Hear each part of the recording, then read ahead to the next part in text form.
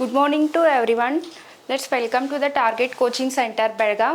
So ಇವತ್ತಿನ class ಒಳಗೆ ನಾವು ಏನು ನೋಡೋಣ ಅಂದರೆ GKಗಳನ್ನ ನೋಡೋಣ. So let's start. So first question ಏನಿದೆ ಅಂತಂದ್ರೆ ರಾಮಾಯಣ ಮಹಾ ಅನ್ವೇಷಣಂ ಕರ್ತೃ ಯಾರು? ರಾಮಾಯಣ ಮಹಾ ಅನ್ವೇಷಣಂ ಕರ್ತೃ ಯಾರು ಅಂತ ಕ್ವಶನ್ಸ್ ಇದೆ. ಸೊ ನೀವು ನಿನ್ನೆ ನೋಡಿರ್ಬೋದು ಕಡ್ಡಾಯ ಕನ್ನಡ ಕ್ವಶನ್ ಪೇಪರ್ ಹೇಗಿತ್ತು ಅಂತ. ಕವಿಗಳ ಮೇಲೆ ಏನಾಗಿತ್ತು ಅಂದರೆ ಒಂದಿಷ್ಟು ಕ್ವಶನ್ಸನ್ನು ಏನು ಮಾಡಿದ್ರು ಅರೈಸ್ ಮಾಡಿದ್ರು, ಹೌದಾ? ಹಾಗಾದರೆ ಇಲ್ಲಿ ಕ್ವಶನ್ ಏನಿದೆ, ರಾಮಾಯಣ ಮಹಾ ಅನ್ವೇಷಣಂ ಕರ್ತೃ ಯಾರು ಅಂತಂದ್ರೆ ಆಪ್ಷನ್ಸ್ ಏನಿದೆ, SL Bhyrappa, options B Devanur Mahadeva, options C Veerappa Moily, options D Nanjundaiah. 4 options ಇದೆ. ಸೊ ಇದ್ರೊಳಗೆ ಸರಿಯಾದ ಉತ್ತರ ಯಾವ್ದಾಗ್ತೈತಿ ಅಂತಂದ್ರೆ ವೀರಪ್ಪ ಮೊಯ್ಲಿ. ಸರಿಯಾದ ಉತ್ತರ ಯಾವುದು? ವೀರಪ್ಪ ಮೊಯ್ಲಿ ಆಗ್ತೈತಿ. ರಾಮಾಯಣ ಮಹಾ ಅನ್ವೇಷಣಂ ಕರ್ತೃ ಯಾರಂತಂದ್ರೆ ವೀರಪ್ಪ ಮೊಯ್ಲಿ. ಇವರಿಗೆ ಸರಸ್ವತಿ ಸಮ್ಮಾನ ಪ್ರಶಸ್ತಿ ದೊರಕಿದೆ. ಈ ರಾಮಾಯಣ ಮಹಾ ಅನ್ವೇಷಣಂಕ ಇವ್ರಿಗೆ ಯಾವ ಪ್ರಶಸ್ತಿ ದೊರಕೈತಿ ಅಂತಂದ್ರೆ ಸರಸ್ವತಿ ಸಮ್ಮಾನ.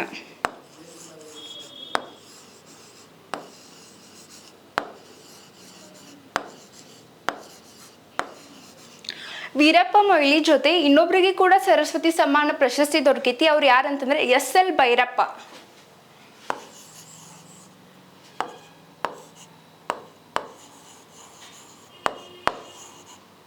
ಈ SL ಭೈರಪ್ಪನವ್ರಿಗೆ ಕೂಡ ಏನಾಗೈತಿ ಅಂದ್ರೆ ಸರಸ್ವತಿ ಸಮ್ಮಾನ ಪ್ರಶಸ್ತಿ ದೊರಕೈತಿ. ಓಕೆ, ನೆಕ್ಸ್ಟ್ ಇಲ್ಲಿ ಆಪ್ಷನ್ದಲ್ಲಿ ದೇವನೂರು ಮಹಾದೇವ ಅಂತಿದ್ದಾರೆ. ಈ ದೇವನೂರು ಮಹಾದೇವ ಅವರ ಕೃತಿ ಯಾವುವು ಅಂತಂದ್ರೆ ಒಡಲಾಳ,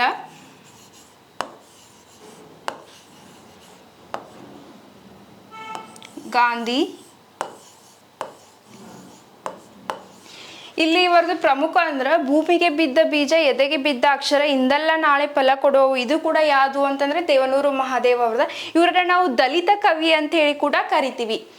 ಸೊ ನೆಕ್ಸ್ಟ್ ಕ್ವಶನ್.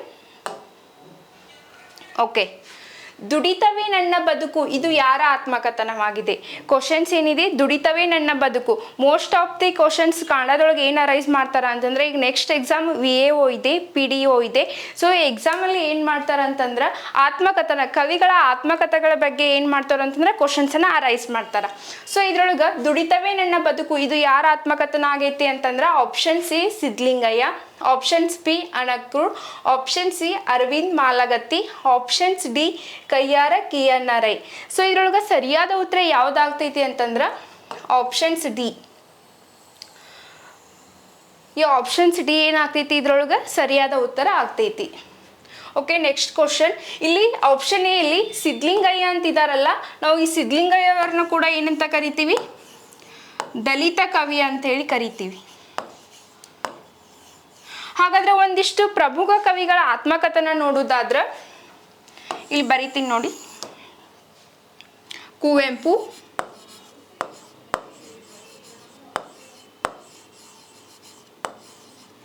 ಇವ್ರದ್ದು ಆತ್ಮಕಥನ ಯಾವ್ದಂತಂದ್ರ, ಓಕೆ ಪೆನ್ ಚೇಂಜ್ ಮಾಡ್ತೀನಿ, ನೆನಪಿನ ದೋಣಿಯಲ್ಲಿ.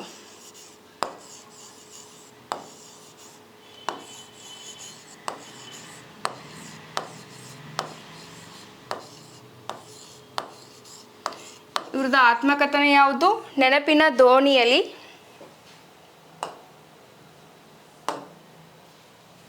ಹಾಗಾದ್ರೆ ಮಾಸ್ತಿ ವೆಂಕಟೇಶ್ ಅಯ್ಯಂಗಾರ್, ಶಾರ್ಟ್ ಆಗಿ ಮಾಸ್ತಿ ಅಂತ ಬರ್ದಿರ್ತೀನಿ. ಇವ್ರದ್ದು ಆತ್ಮಕಥನ ಯಾವುದಂತಂದ್ರೆ ಭಾವ ಅಂತ ಹೇಳಿ ಬರುತ್ತೆ.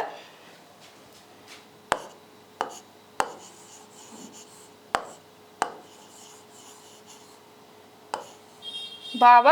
ಸೊ ಇಲ್ಲಿ ನೋಡಿ, ದುಡಿತವೇ ನನ್ನ ದೇವರು ಇದು ಯಾರ್ದಂತಂದ್ರೆ ಕಯ್ಯಾರ ಕಿಯಣ್ಣ ರೈ ಅವ್ರದ್ದು ಬರುತ್ತೆ.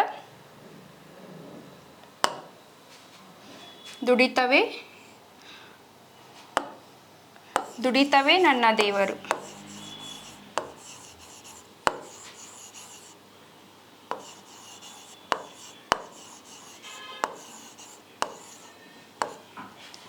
ಯಾರು ಬರ್ತೈತಿ ಅಂತಂದ್ರೆ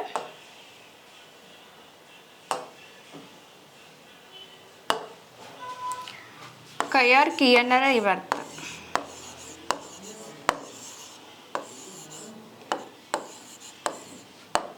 ಸೊ ಕಯ್ಯಾರ್ ಕಿಯಣ್ಣ ರೈ ಅವ್ರದ್ದು ಬರ್ತೈತಿ. ಆಮ್ಯಾಗ ಪಿ ಲಂಕೇಶ್ ಅವ್ರದ್ದು ಹುಳಿ ಮಾವಿನ ಮರ ಬರುತ್ತೆ. ಪಿ ಲಂಕೇಶ್.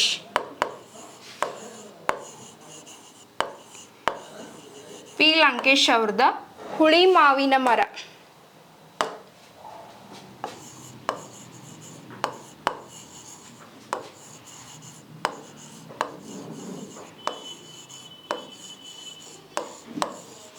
ಸೊ ಇನ್ನು ಪ್ರಮುಖ ವ್ಯಕ್ತಿಗಳು ಏನು ಮಾಡ್ತಾರೆ ಅಂದ್ರೆ ಅವ್ರದ್ದು ಆತ್ಮಕಥೆಗಳನ್ನ ಕೇಳ್ತಾರೆ, ಇಷ್ಟ ನೆನ್ಪಿಟ್ಕೋರಿ. Okay, move on to the next question.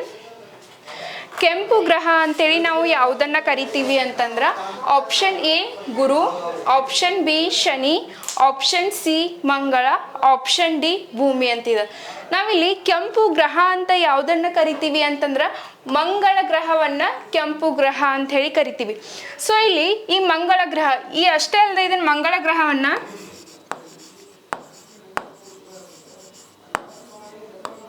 ಕೆಂಪು ಗ್ರಹ, ಅಂಗಾರಕ,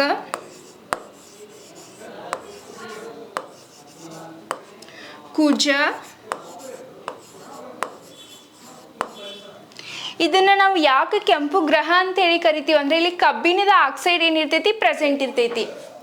ಪ್ರೆಸೆನ್ಸ್ ಆಫ್ ದ ಕಬ್ಬಿನ್ ಡೈಆಕ್ಸೈಡ್ ಆರ್ ಐರನ್ ಆಕ್ಸೈಡ್.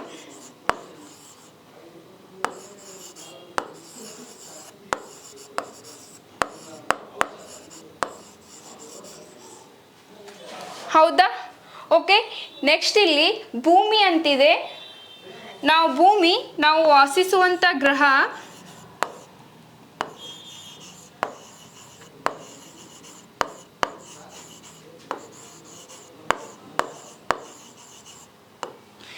ನಾವು ಭೂಮಿಯನ್ನ ನೀಲಿ ಗ್ರಹ ಅಂತೇಳಿ ಕೂಡ ಕರಿತೀವಿ.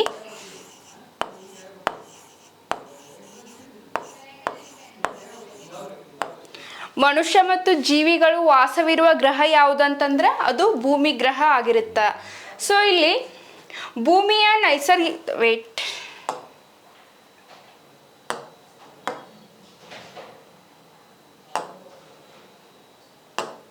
ಓಕೆ, ಇಲ್ಲಿ ಭೂಮಿಯ ನೈಸರ್ಗಿಕ ಉಪಗ್ರಹ ಯಾವುದು ಅಂತಂದ್ರೆ ಚಂದ್ರ.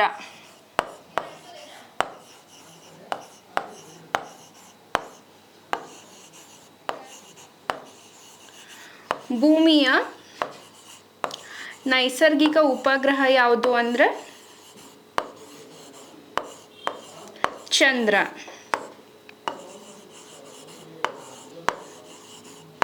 ಇನ್ನು ಇಲ್ಲಿ ಗುರುಗ್ರಹ ಅಂತಿದೆ. ನಾವು ಗುರುಗ್ರಹವನ್ನ ಅತ್ಯಂತ ದೊಡ್ಡ ಗ್ರಹ ಅಂತ ಹೇಳಿ ಕರಿತೀವಿ. ಇಲ್ಲಿ ಗುರುಗ್ರಹದ ಉಪಗ್ರಹಗಳು ಯಾವಂತಂದ್ರೆ ಗ್ಯಾನಿಮೀಡಾ ಬರುತ್ತೆ, ಐವೋ, ಕ್ಯಾಲಿಸ್ಟಾ ಬರುತ್ತೆ. ಓಕೆನಾ? ಹಾಗಾದ್ರೆ ಇಲ್ಲಿ ಶನಿ, ನಾವು ಶನಿ ಗ್ರಹವನ್ನ ಅತ್ಯಂತ ಸುಂದರದ ಗ್ರಹ ಅಂತ ಹೇಳಿ ಕರಿತೀವಿ. ಆಮೇಲೆ ಇಲ್ಲಿ ಶನಿ ಗ್ರಹದ ಉಪಗ್ರಹ ಯಾವುದು ಅಂತಂದ್ರೆ ಟೈಟಾನ್ ಅಂತ ಬರುತ್ತೆ. ಓಕೆನಾ? Okay, move on to the next question. ಭೂಮಿಯು ತನ್ನ ಅಕ್ಷದ ಸುತ್ತ ಸುತ್ತುವುದನ್ನು ನಾವು ಏನಂತ ಹೇಳಿ ಕರಿತೀವಿ? ಕ್ವಶನ್ ಏನಿದೆ, ಭೂಮಿ ತನ್ನ ಅಕ್ಷದ ಸುತ್ತ, ಅಕ್ಷ ಅಂದ್ರೆ ಭೂಮಿ ತನ್ನ ಸುತ್ತ ಸುತ್ತುವುದಕ್ಕೆ ನಾವು ಏನಂತ ಹೇಳಿ ಕರಿತೀವಿ ಅಂತಂದ್ರೆ ಅಕ್ಷ ಭ್ರಮಣ ಅಂತ ಹೇಳಿ ಕರಿತೀವಿ. ಓಕೆ, ಇಲ್ಲಿ ನೋಡಿ, ಭೂಮಿ ತನ್ನ ಸುತ್ತ ಸುತ್ತಿದ್ರೆ ಅದಕ್ಕೆ ಅಕ್ಷ ಭ್ರಮಣ ಅಂತ ಹೇಳಿ ಕರೀತಾರ. ಅದ ಭೂಮಿ ತನ್ನ ಸುತ್ತ ಸುತ್ತುತ್ತಾ ಒಂದು ಸೂರ್ಯನನ್ನ ಸುತ್ತು ಹಾಕಿದ್ರ, ಆ ಸೂರ್ಯನನ್ನ ಸುತ್ತು ಹಾಕಿದ್ರೆ ನಾವು ಅದಕ್ಕೆ ಏನಂತ ಕರಿತೀವಿ? ಪರಿಭ್ರಮಣ ಅಂತೇಳಿ ಕರಿತೀವಿ. ಓಕೆನಾ?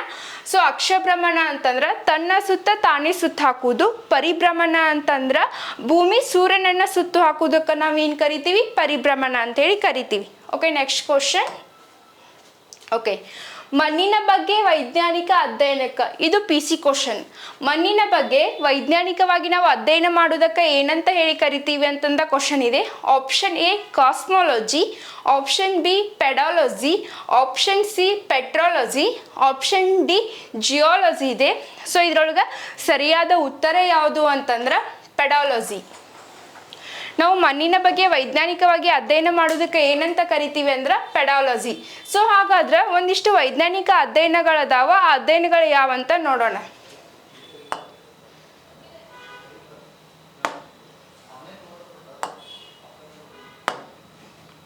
ಓಕೆ, ಇಲ್ಲಿ ಕಾಸ್ಮಾಲಜಿ ಇದೆಲ್ಲ ವಿಶ್ವದ ಬಗ್ಗೆ ಅಧ್ಯಯನ ಮಾಡುವುದಕ್ಕೆ, ವಿಶ್ವದ ಬಗ್ಗೆ ಅಧ್ಯಯನ ಮಾಡುವುದಕ್ಕೆ ಏನಂತ ಕರಿತೀವಿ? ಕಾಸ್ಮಾಲಜಿ ಅಂತ ಹೇಳಿ ಕರಿತೀವಿ. ಇದು ಪೆಡಾಲಜಿ ಮಣ್ಣಿನ ಬಗ್ಗೆ ಅಧ್ಯಯನ. ಪೆಟ್ರೋಲಜಿ ಅಂದ್ರೆ ಶಿಲೆಗಳ ಬಗ್ಗೆ ಅಧ್ಯಯನ.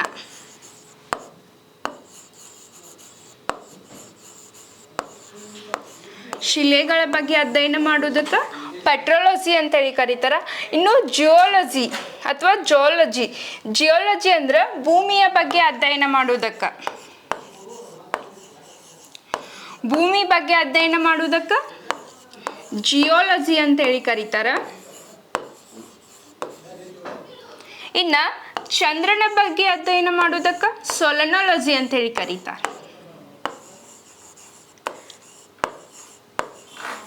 ಚಂದ್ರನ ಬಗ್ಗೆ ಅಧ್ಯಯನ ಮಾಡೋದಕ್ಕೆ ಸೊಲನಾಲಜಿ ಅಂತ ಹೇಳಿ ಕರೀತಾರ. ಆಮ್ಯಾಗ ನೆಪಾಲಜಿ ಮೋಡಗಳ ಬಗ್ಗೆ ಅಧ್ಯಯನ ಮಾಡೋದಕ್ಕೆ ಏನಂತ ಹೇಳಿ ಕರೀತಾರ ಅಂತಂದ್ರೆ ನೆಪಾಲಜಿ ಅಂತ ಹೇಳಿ ಕರೀತಾರೆ.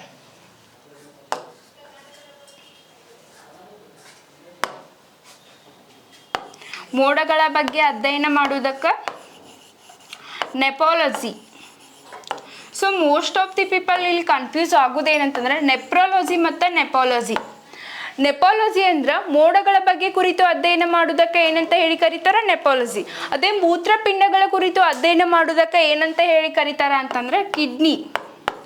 ಸೊ ಇಲ್ಲಿ ಕಿಡ್ನಿಗಳ ಕುರಿತು ಅಧ್ಯಯನ ಮಾಡೋದಕ್ಕೆ ನೆಪ್ರಾಲಜಿ ಅಂತೇಳಿ ಕರೀತಾರೆ.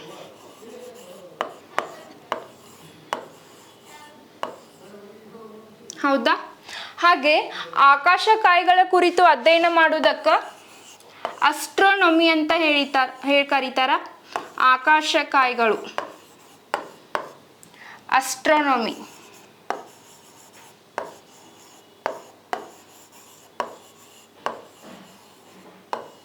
ಓಕೆನಾ? ಹವಾಮಾನದ ಕುರಿತು ಅಧ್ಯಯನ ಮಾಡೋದಕ್ಕೆ ಏನಂತ ಕರೀತಾರ ಮೆಟ್ರೋಲಜಿ ಅಂತ ಹೇಳಿ ಕರೀತಾರ. ವಾಯುಗುಣದ ಬಗ್ಗೆ ಕುರಿತು ಅಧ್ಯಯನ ಮಾಡೋದಕ್ಕೆ ಕ್ಲೈಮೆಟೋಲಜಿ ಅಂತ ಹೇಳಿ ಕರೀತಾರೆ. ಓಕೆನಾ? ಸರೋವರಗಳ ಕುರಿತು ಅಧ್ಯಯನ ಮಾಡೋದಕ್ಕೆ ಲಿಮ್ನೋಲಜಿ ಅಂತ ಹೇಳಿ ಕರೀತಾರ. ಅದು ಭೂಕಂಪನ ಬಗ್ಗೆ ಕುರಿತು ಅಧ್ಯಯನ ಮಾಡೋದಕ್ಕೆ ಸಿಸ್ಮೋಲಜಿ ಅಂತ ಹೇಳಿ ಕರೀತಾರ. ಓಕೆನಾ? ಓಕೆ, ನೆಕ್ಸ್ಟ್ ಕರ್ನಾಟಕದಲ್ಲಿ ನೋಟುಗಳ ಮುದ್ರಣಾಲಯವನ್ನು ಎಲ್ಲಿ ಸ್ಥಾಪಿಸಲಾಗಿದೆ? ಸೊ ಕ್ವಶನ್ ಏನ, it's a very easy question. ಇದು ಕೂಡ PSI ಅಥವಾ PC ಕ್ವಶನ್ ಆಗಿತ್ತು. ನೋಟು ಮುದ್ರಣಾಲಯ ಎಲ್ಲೈತಿ ಕರ್ನಾಟಕದೊಳಗೆ ಅಂತಂದ್ರೆ ಬೆಂಗಳೂರು, ಮೈಸೂರು, ಬೆಳಗಾವಿ, ಉತ್ತರ ಕನ್ನಡ. ಹೌದಾ? ಸೊ ಇದ್ರೊಳಗೆ ಸರಿಯಾದ ಉತ್ತರ ಯಾವ್ದಾಗ್ತೈತಿ ಅಂತಂದ್ರೆ ಮೈಸೂರು. ನೋಟುಗಳ ಮುದ್ರಣಾಲಯ ಎಲ್ಲಿ ಕಂಡು ಬರ್ತೈತಿ ಅಂತಂದ್ರೆ ಮೈಸೂರೊಳಗೆ ಕಂಡು ಬರ್ತೈತಿ. ಸೊ ಇಲ್ಲಿ ಬೆಂಗಳೂರು ಅಂತಿದೆ. ನಾವು ಬೆಂಗಳೂರನ್ನ ಏನಂತ ಕರಿತೀವಿ ಅಂತಂದ್ರೆ ಸಿಲಿಕಾನ್ ಸಿಟಿ ಅಂತ ಹೇಳಿ ಕರಿತೀವಿ. ಸಿಲಿಕಾನ್ ಸಿಟಿ ಅಥವಾ ಸಿಲಿಕಾನ್ ವ್ಯಾಲಿ ಅಂತ ಹೇಳಿ ಕರಿತೀವಿ. ಅರಮನೆಗಳ ನಗರ ಅಂತೇಳಿ ನಾವು ಯಾವುದನ್ನ ಕರಿತೀವಿ ಅಂತಂದ್ರೆ ಮೈಸೂರನ್ನ ಕರಿತೀವಿ. ಸಾಂಸ್ಕೃತಿಕ ನಗರ ಅಂತೇಳಿ ಮೈಸೂರದೊಳಗೆ ಏನಾಗ್ತೈತಿ ಅಂದ್ರೆ ದಸರಾ ಉತ್ಸವ ನಡೀತೈತಿ. ಈಗ ದಸರಾ ಉತ್ಸವದ 2024 ದಸರಾ ಉತ್ಸವನ ಉದ್ಘಾಟನೆ ಮಾಡೋರು ಯಾರಂತಂದ್ರ ಹಂಪ ನಾಗರಾಜಯ್ಯ ಅಂತ ಬರ್ತಾರ.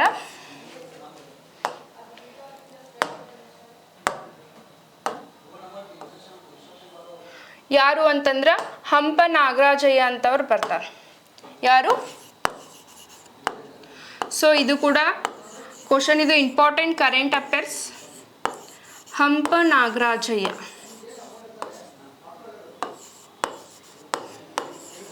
ಇವರು ಇತ್ತೀಚೆಗೆ ನಿಧನರಾದಂಥ ಕಮಲಾ ಹಂಪನವ್ರು ಏನಾಗಿರ್ತಾರ ಹಸ್ಬೆಂಡ್ ಆಗಿರ್ತಾರ.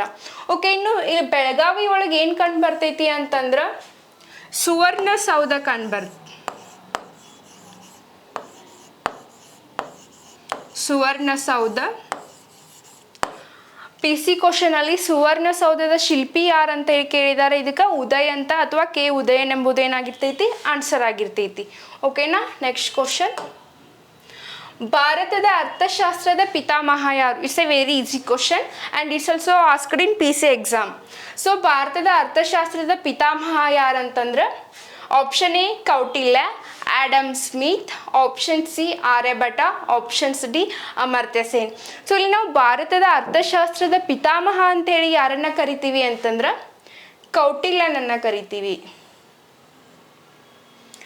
ಇಲ್ಲಿ ಕೌಟಿಲ್ಯ ಏನಾಗಿರ್ತಾರೋ ಅಂತಂದ್ರೆ ಭಾರತದ ಪ್ರಾಚೀನ ಅರ್ಥಶಾಸ್ತ್ರದ ಪಿತಾಮಹ. ಭಾರತದ ಪ್ರಾಚೀನ ಅರ್ಥಶಾಸ್ತ್ರದ ಪಿತಾಮಹ ಯಾರಂತಂದ್ರೆ ಅರ್ಥಶಾಸ್ತ್ರದ ಪಿತಾಮಹ ಯಾರು? Kautilya.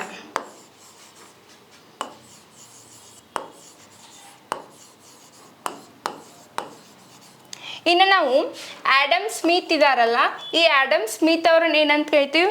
Father of modern economics ಅಂತ ಹೇಳಿ ಕರಿತೀವಿ. ಇವ್ರದ್ದು ಒಂದು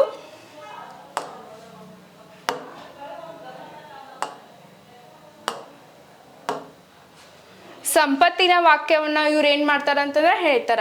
ಇನ್ನು ಅಮರ್ತ್ಯ ಸೇನ್ ಇದೆ, ಅಮರ್ತ್ಯ ಸೇನ್ ಅವ್ರು ಏನು ಮಾಡ್ತಾರ ಅಂತಂದ್ರೆ ನೊಬೆಲ್ ಪ್ರಶಸ್ತಿಯನ್ನು ಪಡಿತಾರ ಅರ್ಥಶಾಸ್ತ್ರದೊಳಗೆ. ಅರ್ಥಶಾಸ್ತ್ರಕ್ಕೆ ನೊಬೆಲ್ ಪ್ರಶಸ್ತಿನ 1968ರಿಂದ ಕೊಡಕ್ಕೆ ಪ್ರಾರಂಭ ಮಾಡ್ತಾರ. ಇವರು 1969ರೊಳಗೆ ಏನು ಮಾಡ್ತಾರ ಅಂತಂದ್ರೆ ನೊಬೆಲ್ ಪ್ರಶಸ್ತಿಯನ್ನು ಪಡ್ಕೋತಾರ. Okay, next question. ಒಂದು ದೇಶದ ಆರ್ಥಿಕ ಅಭಿವೃದ್ಧಿಯು ಅವಲಂಬಿಸುವ ಅಂಶ. ಒಂದು ದೇಶದ ಆರ್ಥಿಕ ಅಭಿವೃದ್ಧಿ ಯಾವ ಅಂಶವನ್ನು ಅಥವಾ ಯಾವ ಅಂಶದ ಮೇಲೆ ಅವಲಂಬಿತವಾಗಿರ್ತೈತಿ ಅಂತ ಹೇಳಿ ಕ್ವಶನ್ ಇದೆ. ಆಪ್ಷನ್ ಎ ನೈಸರ್ಗಿಕ ಸಂಪನ್ಮೂಲ, ಆಪ್ಷನ್ ಬಿ ಮಾರುಕಟ್ಟೆ ವಿಸ್ತೀರ್ಣ, ಆಪ್ಷನ್ ಸಿ ತಾಂತ್ರಿಕ ಪ್ರಗತಿ, ಆಪ್ಷನ್ ಡಿ ಮೇಲಿನ ಎಲ್ಲವೂ. ಇದಕ್ಕೆ ಸರಿಯಾದ ಉತ್ತರ ಏನಾಗ್ತೈತಿ ಅಂತಂದ್ರೆ ಮೇಲಿನ ಎಲ್ಲವೂ ಆಗ್ತೈತಿ. ಇದಕ್ಕೆ ಸರಿಯಾದ ಆನ್ಸರ್ ಯಾವುದಾಗ್ತೈತಿ ಅಂತಂದ್ರೆ ಮೇಲಿನ ಎಲ್ಲವೂ. ಯಾಕಂದ್ರೆ ಒಂದು ದೇಶ ಅಭಿವೃದ್ಧಿ ಹೊಂದಬೇಕಂದ್ರೆ ಬರೀ ನೈಸರ್ಗಿಕ ಸಂಪನ್ಮೂಲಗಳು ಅಷ್ಟೇ ಇದ್ರೆ ಸಾಕಾಗಲ್ಲ. ಆ ಸಂಪನ್ಮೂಲಕ್ಕೆ ತಕ್ಕಂಗೆ ಏನು ಮಾಡಬೇಕು? ಅದಕ್ಕೆ ಮಾರುಕಟ್ಟೆ ಕೂಡ ಇರಬೇಕು. ಹಾಗಾಗಿ ಒಂದು ದೇಶ ಅಭಿವೃದ್ಧಿ ಹೊಂದಬೇಕಂತಂದ್ರೆ ಸಂಪನ್ಮೂಲ ಜೊತೆಗೆ ಮಾರುಕಟ್ಟೆನೂ ಬೇಕು. ಹಾಗೆ ತಾಂತ್ರಿಕ ಪ್ರಗತಿ ಅಂದರೆ ಟೆಕ್ನಾಲಜಿ ಕೂಡ ಇರಬೇಕು. ಸೊ ಇದಕ್ಕೆ ಸರಿಯಾದ ಉತ್ತರ option D. Okay, 9th question. ಬ್ಯಾಂಕುಗಳ ಬ್ಯಾಂಕು ಎಂದು ಯಾವುದನ್ನು ಕರೆಯುತ್ತಾರೆ? Option A SBI, option B RBI, option C, ಇದು ಎಕ್ಸಿಸ್ ಬ್ಯಾಂಕ್ ಆಗಬೇಕಿತ್ತು, IXIS ಅಂತ ಆಗಿದೆ. ವೇಟ್,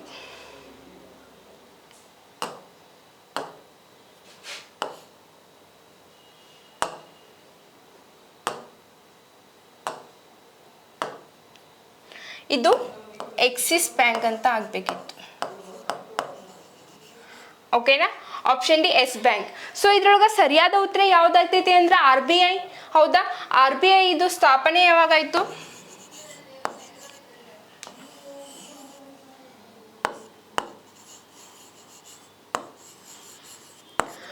RBI ಸ್ಥಾಪನೆಯಾಗಿದ್ದು 1935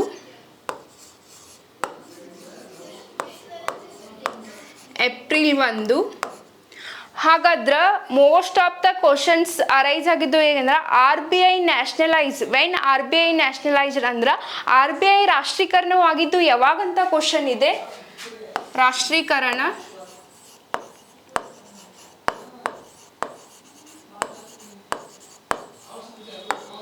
1949 ಜನವರಿ 1. ಹೌದಾ? ಇದಕ್ಕೆ ಸಂಬಂಧಿಸಿದ ಕಮಿಟಿ ಅಥವಾ ಆಯೋಗ ಯಾವುದು ಅಂತಂದ್ರೆ ಹಿಲ್ಟನ್ ಯಂಗ್ ಕಮಿಟಿ ಅಥವಾ ಯಂಗ್ ಹಿಲ್ಟನ್ ಸಮಿತಿ ಅಂತ ಕೂಡ ನಾವು ಕರಿತೀವಿ. ಓಕೆನಾ? ಓಕೆ, ಇಲ್ಲ ನಾವು RBIನ ಏನಂತ ಕರಿತೀವಿ? ಬ್ಯಾಂಕುಗಳ ಬ್ಯಾಂಕು ಅಂತ ಹೇಳಿ ಕರಿತೀವಿ. ಇದ್ರ ಇನ್ನೊಂದು ಕ್ವಶನ್ಸ್ ಏನಂದ್ರೆ RBIನ ಪ್ರಸ್ತುತ 25ನೇ ಗವರ್ನರ್ ಯಾರಂತಂದ್ರೆ ಶಕ್ತಿಕಾಂತ್ ದಾಸ್ ಅಂತ ಹೇಳಿ ಕರಿತೀವಿ. ಗವರ್ನರ್ ಯಾರಂದ್ರ ಶಕ್ತಿಕಾಂತ್ ದಾಸ್. ಇವರು RBI 25ನೇ ಗವರ್ನರ್ ಆಗಿರ್ತಾರ.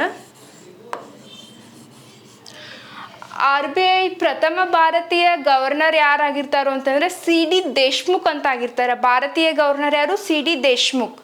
ಓಕೆ, ಇದನ್ನ ಬ್ಯಾಂಕುಗಳ ತಂದೆ ಅಂತಾನು ಕೂಡ ನಾವು ಕರಿತೀವಿ. Okay, next question. ಈ ಕ್ವಶನ್ಸ್ ಆಗಿದೆ ಎಲ್ಲ ಮಣ್ಣಿನ ಬಗ್ಗೆ ಅಧ್ಯಯನ ಮಾಡೋದಕ್ಕೆ ಪೆಡಾಲಜಿ ಅಂತ. ಓಕೆ, ರಕ್ತದ ಗುಂಪನ್ನು ಗುರುತಿಸಿದವರು ಯಾರು? ರಕ್ತದ ಗುಂಪನ್ನು ಗುರುತಿಸಿದವರು ಯಾರಂತಂದ್ರೆ option A Karl Landsteiner, option B William Harvey, option C James Blundell, options D Felix Hoffmann. ರಕ್ತದ ಭಾಳಷ್ಟು ಜನ ಸ್ಟೂಡೆಂಟ್ಸ್ ಕನ್ಫ್ಯೂಸ್ ಆಗೋದಂತಂದ್ರೆ ರಕ್ತದ ಗುಂಪು ಬೇರೆ, ಆಮೇಲೆ ರಕ್ತದ ಗುಂಪನ್ನು ಗುರುತಿಸಿದವ್ರು ಬೇರೆ, ಆಮೇಲೆ ರಕ್ತ ಪರಿಚಲನೆ ಕಂಡು ಹಿಡಿದವ್ರು ಕೂಡ ಬೇರೆ. ಹೌದಾ? ರಕ್ತದ ಗುಂಪನ್ನು ಗುರುತಿಸಿದವ್ರು ಯಾರಂತಂದ್ರೆ ಕಾರ್ಲ್ ಲ್ಯಾಂಡ್ಸ್ಟೈನರ್. ಹೌದಾ? ಹಾಗಾದ್ರೆ ಈ ವಿಲಿಯಂ ಹಾರ್ವೆ ಈ ವಿಲಿಯಂ ಹಾರ್ವೆ ಏನು ಮಾಡ್ತಾರೆ ಅಂತಂದ್ರೆ ರಕ್ತದ ಪರಿಚಲನೆಯನ್ನು ಕಂಡುಹಿಡಿತಾರೆ. ವಿಲಿಯಂ ಹಾರ್ವೆ ರಕ್ತದ ಪರಿಚಲನೆ.